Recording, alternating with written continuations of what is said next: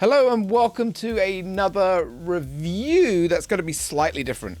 We actually had to tap out on this game, and it's not often that we have to tap out during a review, but just not every game is for everyone, and I will go into a little bit of detail with why we just had to say like, nope, we can't. We can't. But first of all, this game is sponsored by Spidey's Stream Den in chat, as you can see over there. That awesome individual tipped the channel enough to cover this review in a way. So I kind of feel slightly bad for not being able to put myself through the entire game. We did around about 10 hours. So is Card-en-Ciel or CL, is it worth the money? Is it worth giving it a try? Is it worth playing? That's what this video is going to be about. It's going to be 50-50 between a review and a conversation with you guys, because it's a very different game to what we're used to playing, and we will go through that. So the very first thing that we look into is the choice of music used, and you need to be warned before going into this game. If you are not a fan of Japanese music, then it's going to drill into you. Every single level, every single interaction, it's music throughout the entire game. And it's Japanese music, so you're not going to be able to understand what's being said unless you understand Japanese. But the music is super cutesy wootsy. It's very ooh-woo. I mean, the entire game is completely smothered in Japanese cutesy wootsy ooh-woo girls, big boobs, you know, flashy legs, flashy bums. So it caters to, you know, the pervy players. And I am a bit of a pervy player, so I could take some of this, but not all of it. So the choice of music used is great if you're interested in that stuff, or if if you enjoy that sort of stuff. The effects and the voice acting, the game is heavily voiced by a massive list of voice actors. At one point, we actually thought that DC Douglas may have voiced one of the actual cards, but I went through the IBDM list of all the voice actors and I couldn't find him in there. But the list is huge when you scroll through it. So there's a lot of people that definitely got involved with this game, and that's a great thing. It's always fantastic when you see a lot of people get involved with a game like this. So I have to give them props there, 100%. In terms of the combat, the noise, the sword effects, the spell effects, I had no issue with it. It all sounded fine to me. But you've got the music just pumping into you. It's very pop, it's just very over the top. You could mute it, I guess. You could, but that would just remove a lot of the aesthetics of the game itself. So, you know, mute it if you wish to, if you find it just overwhelming. What is that? Sorry. Fluff. That's annoying me. The next thing that we look at is graphics, texturing, and weather effects. We're going to ignore weather effects because that doesn't apply to this game at all. But in terms of the graphics and the texturing, I thought the graphics were gorgeous, absolutely stunning in this game. It's extremely vibrant. It's the saturation is 100% there.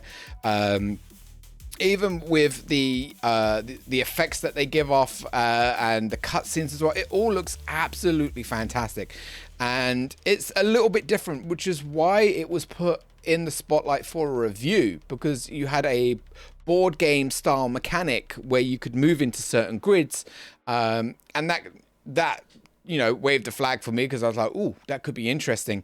And a lot of people compared it to old school Mega Man as well. And then you've got the whole card system in play itself, and it all looks absolutely stunning. Super bright, super contrasty. The graphic engine did exactly what it was supposed to. We didn't see any issues, any screen tearing, any frame drops or anything like that. But then again, it is a very slow paced game, and it doesn't, you know, it's not something that you would expect to whack out at 60 FPS, even though in the tech sheet, as I've got written down, it can play at 120 FPS.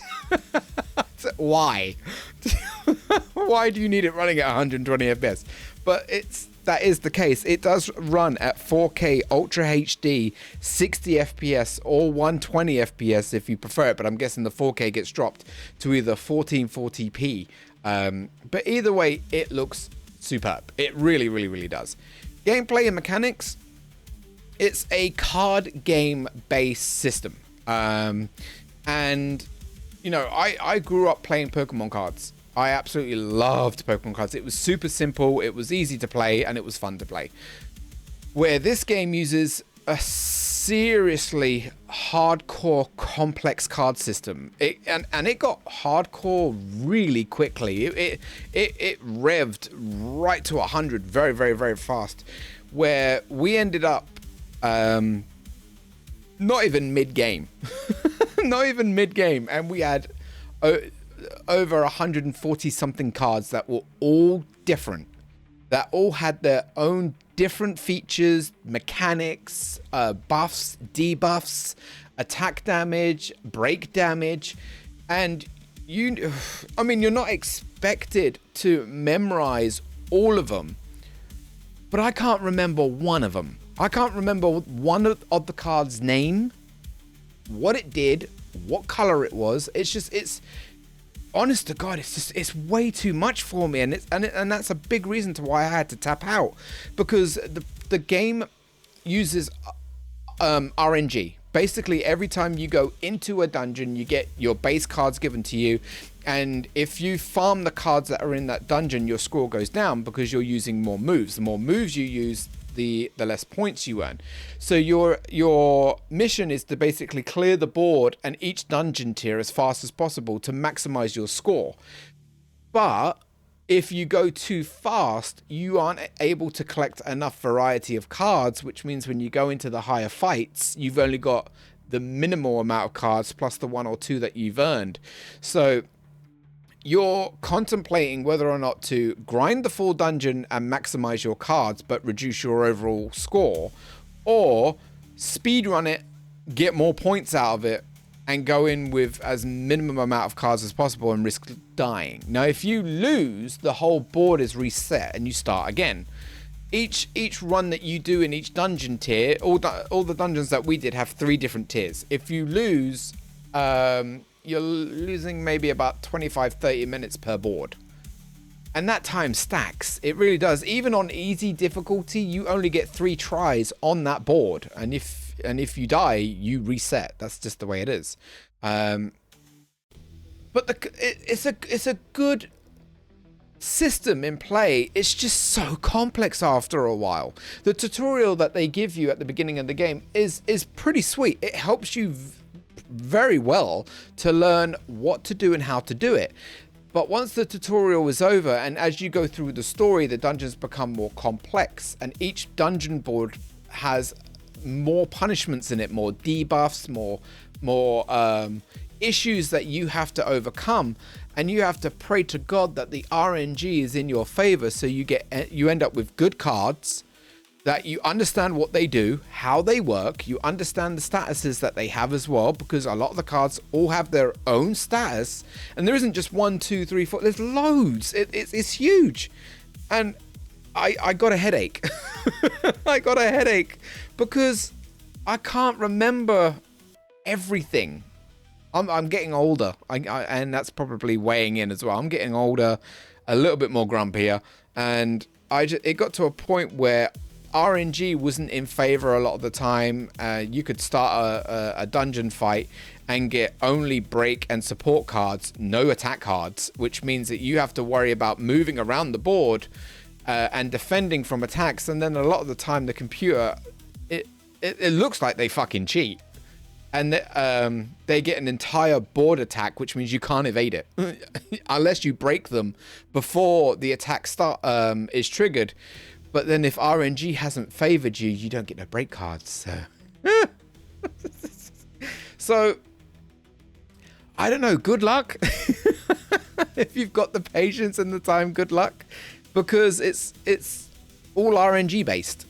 And And the more, obviously, that you clear the dungeon before you go to the boss, as I said, the more cards you're able to acquire. But then you're reducing your score, which reduces your grade in a way, and that affects how many tokens you're rewarded.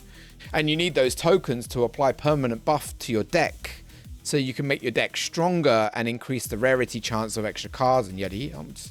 Again, there is so much in this game, so much information, and I just couldn't absorb it all. I really couldn't. Replayability and game difficulty, there is quite a bit of replayability in this game itself, because you can then redo those dungeons again and acquire even more cards to build up your card deck. And the more that you, I guess the more time that you sink into it, the more of the entire range of cards that you can unlock. And as Spidey's has pointed out over there, there are 300 different cards in this game. Oh, and if you go hunting for them, then just I can't. Game difficulty, we had to put the game on very easy, because I'm gonna be honest, I am not very good at card games. But I did want to give the game a try. I wanted to at least give it a shot. I just didn't know how massive this game could become because of the amount of cards that are available. I mean, there are 152 Pokemon cards in Gen 1. I know all those cards and I know what they do, but 300 plus in a game, that's just too much for me. I can't. So there is definitely replayability in it. A story, if applicable, we was actually really digging the story. And that's the biggest kicker in the game. We was enjoying what was happening. It's just that every dungeon is pretty much the same. You know, same 3 tiers, but with different punishments. The enemies all start becoming very repetitive, and it got boring after a while. It really started getting boring, because it was just next fight, draw this card, draw this card, draw this card, next fight, draw this card, draw this. And I couldn't. I really couldn't. But I was digging the story. And that's fucking maybe in the future down the line we'll return and give this game a second shot. But just right now, I can't. I really can't. The cards all talk to you as well in the dungeons, and like 80% of the cards are all female cards trying to flirt with you, hit on you, and perv on you, and the other 20% of cards are doing the opposite. And it's just it's super uwu flirty anime boobs. And it's just I can only take so much. I mean, your companion that teams up with you right at the beginning of the game, within a couple of hours, is flirting so hard with your character that wants you to lie on her lap and stare at her titties and just, oh my God. I'm sorry, but it got too much, because she's talking all the time when you're in the menus and when you're going through your cards and when you're looking at things. She's constantly flirting with you. And I guess if you're super lonely, like you're really lonely, and you don't mind computer anime chicks flirting with you, then this is a game for you for fucking sure. 100%. Any game customization and stats building, the customization isn't your choice, because the RNG that's applied in the game randomizes the cards. So, I mean, you can set up certain cards to appear, but you only get a very limited slot. Other than that, it's, the customization is not in your hands. You can't customize your character in any way. And stats building, it's again, it's all done by a card system itself. So you can't level up your defense. You can increase your health through using tokens, but it's not by a massive scale. You can increase the rarity of the cards, and the reroll system itself can be increased again, but it doesn't really do much. It's only a small upgrade. So it's not an RPG in a way that your character levels up and you can increase your health, your strength, and all that shit. No, it's all done through a card system. So it kind of teeny weeny applies, but but not fully. Online co-op modes, features, and stability. There is a two-player online feature mode itself, and I'm not interested in playing against someone because I'm probably going to get my ass absolutely fucking whipped. If I can't beat the game itself, I'm not going to be able to beat the players online who are probably super mega pros. So I skipped that. I really did. And again, I know it's not like me to, but I can only take so much before the high-pitched uwu voices give me a headache. The super beat pop music that's drumming into your brain gives me a headache. And I'm sorry, but no, I am sorry. Purchase price, digital price, value of content. The game is currently priced up as £21 on the Xbox store itself. Do I feel that there is definitely value of content there for £21? I would say yes, 100%. Because we have played like 4 to 5 hour games that were 60 quid. And those games had really no replayability in them at all. Like none, almost none at all. So I do feel for £21, you've got your you've got the value of content there, but only if you can put up with it. And if you love this shit, I mean, absolutely love. I mean, look at the game itself. If you can really put up with that all the time, I mean, I've never really fucking done this before. But if you can put up with this level of cutesiness, over the top uwu flirtation just all the time, then you're probably going to fall in love with the game. You probably are. But to give you a good example, personal belongings here. She don't shut the fuck up. That's right. Items with at all. The game gives you the ability to be in this view for as long as you fucking want, and she'll flirt as much as she wants in this view too. And then when you go to, this is what I mean by massive range of cards. It is massive. And I'm sorry if the game music is clashing with my review music. I'm sorry. But even the cards are super uwu, super, you know, flashy and tits out and just, you know. I'm very surprised it's what was it, Peggy 12? I'm very surprised it's at Peggy 12.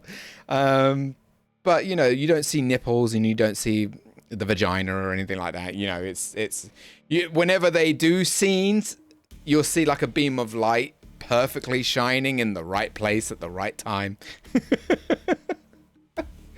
But ultimately, I mean, again, this is not really a review. It's a review and a conversation.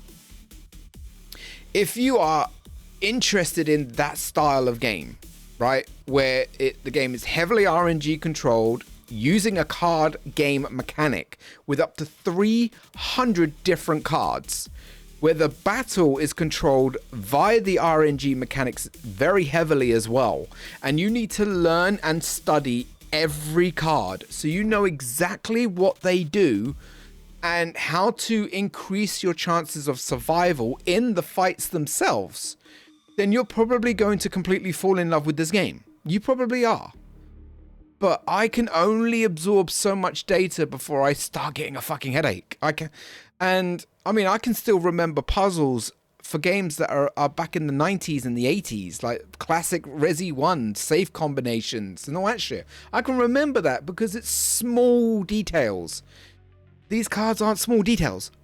Oh, they're small details on a mass scale. Like a really massive scale.